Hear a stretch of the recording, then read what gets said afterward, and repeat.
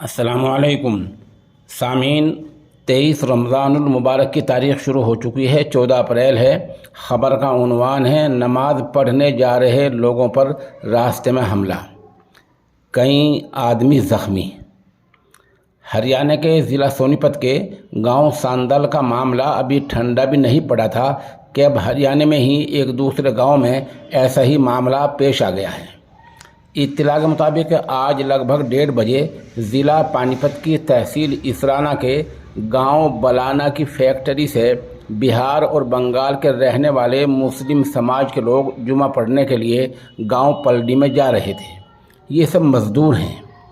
راستے میں گاؤں کو ہی 3-4 شرپسند ملے اور ان پر حملہ کر دیا اور جان سے مارنے کی دھمکی دے کر بھاگ گئے۔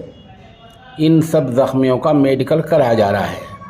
امام افسر علی نے اسنامہ نگار کو بتایا کہ حملہ کرنے والے گاؤں کے ہی ہیں، میڈیکل کے بعد ان کے خلاف رپورٹ کی جائے گی۔